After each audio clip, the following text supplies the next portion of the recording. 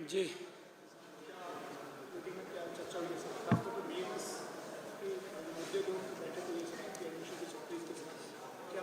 आज भारतीय मजदूर संघ के जो पदाधिकारी हैं उनके साथ आज कुछ विषयों के ऊपर चर्चा हुई है। उनकी कुछ मांगें थी, कुछ मांगों के ऊपर विचार करने के लिए कहा है, कुछ मांगें पूरी भी हुई हैं। उसके ऊपर सार्थक चर्चा उनसे हुई है। जो हमारे कॉन्ट्रैक्चुअल कर्मचारी थे या कुछ अन्य और कर्मचारी थे, कुछ कोऑपरेटिव के शुगर मिल्स के कर्मचारियों के बारे में, या हमारे अन्य जो पब्लिक हेल्थ के कर्मचारी थे, उन सब को लेकर के चर्चा हुई है।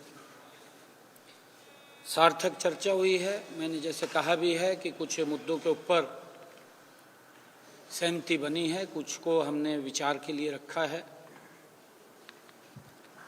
हाई परचेज कमेटी की मीटिंग भी आज हुई थी, क्योंकि एक हमारा यमुनानगर में जो सुपर क्रिटिकल यूनिट की स्थापना होनी है, उसको लेकर के इन्वायरमेंट की जो क्लियरेंस थी वो क्लियर हो गई है। जो भारत सरकार की कंपनी है BHEL को ये यूनिट स्थापित करने का आज जिम्मा दिया है। 1 अप्रैल से वो शुरू करेंगे और लगभग ये 2.5 वर्ष के अंदर इसको पूरा करेंगे, वर्किंग में आ जाएगा। इसके ऊपर लगभग 7,272 करोड़ रुपए का खर्चा वो लागत आएगी। और इस थर्मल पावर प्लांट में 800 मेगावाट जो कोयला आधारित बिजली का उत्पादन होगा, आज उसको मंजूरी दी गई है। और अभी जो बेमौसमी बरसात हुई है,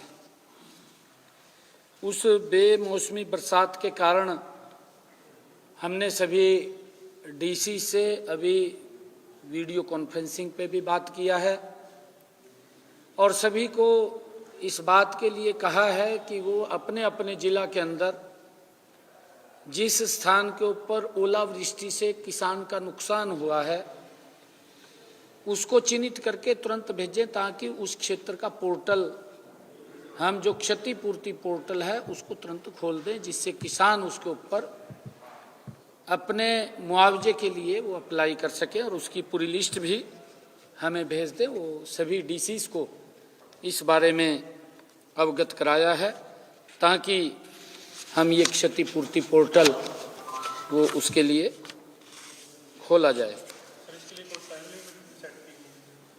हाँ, उसके लिए हमने कहा है कि आप तुरंत ही कल तक हमें सारी जानकारी अवेलेबल करा दें और उसके बाद ये क्षतिपूर्ति पोर्टल हम खोलेंगे। मुझे बताओ।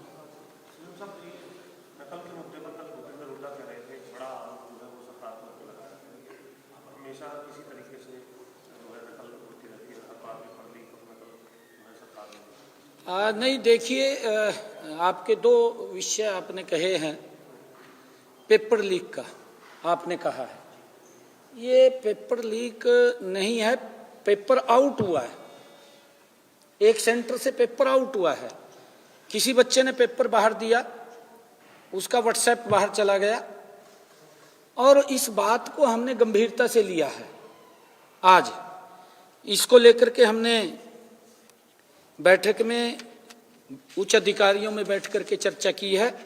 सभी डीसीज एसपीज को भी इसके लिए निर्देशित किया है और हमने ये कहा है कि सरकार की जो क्रेडिबिलिटी है उसके ऊपर कोई सवालिया निशान नहीं होना चाहिए।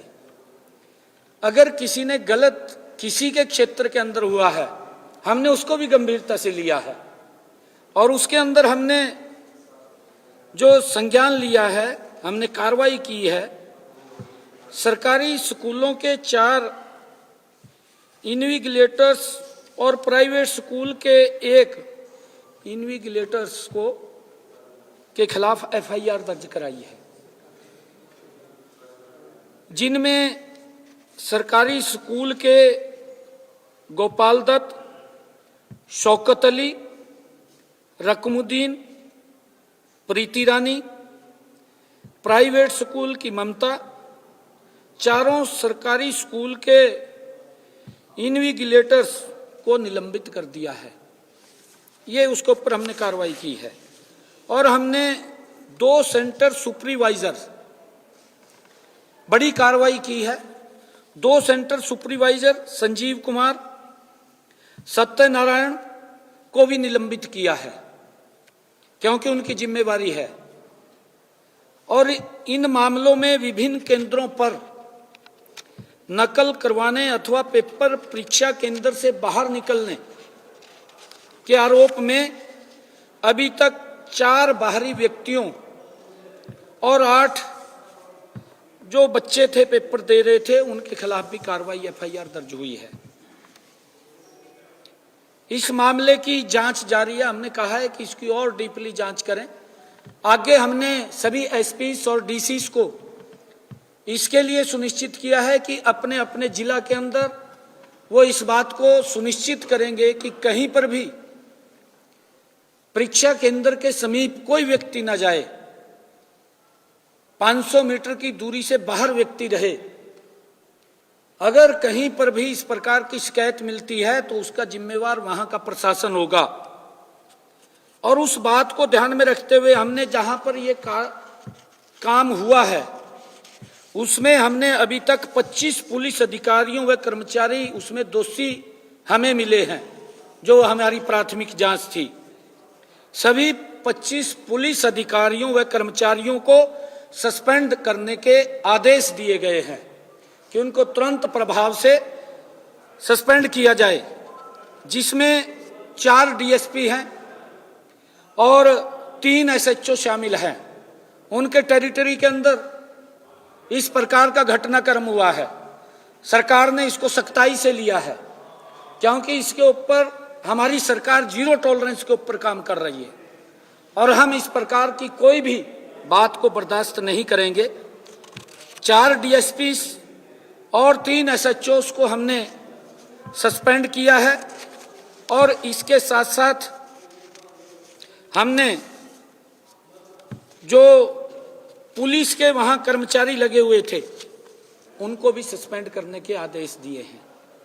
और इसके साथ साथ हमने जो मैंने बताया है कि वहां पर जो परीक्षक जो लगे हुए थे, सेंटर सुपरवाइजर या वहां पर जो इन्विजिलेटर्स जो लगे हुए थे, उनके ऊपर भी सख्त कार्रवाई हमने की है।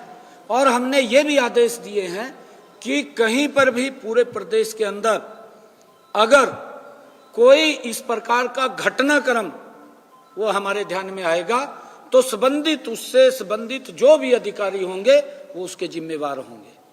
हमने सख्ताई से इसको लिया है। सोमवार से सारी व्यवस्थाएं चुस्त दुरुस्त हो जाएंगी क्योंकि हम इसके उससे कोई समझौता नहीं करते। हमने सख्त कार्रवाई की है।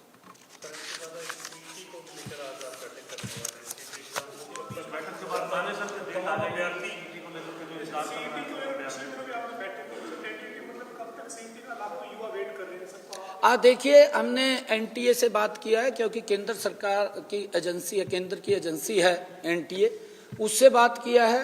आज उसको लेकर के हम चर्चा करने वाले हैं और हम चाहते हैं कि शीघ्र ही सीईटी का एग्ज़ाम हो और उसके लिए हम लगातार अब क्योंकि हम ये चुनाव स्थानीय निकाय का चल रहा था, अब इसको गति देते हुए जल्दी ही ये सीईटी का चुनाव एग्ज़ाम हम कराएंगे।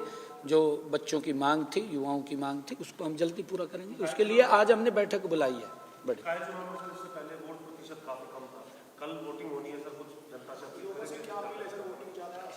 देखिए, मैं लोगों से ये कहना चाहूँगा कि इस तीसरी सरकार के लिए, क्योंकि ये लोगों के साथ डायरेक्ट जुड़ी हुई सरकार है,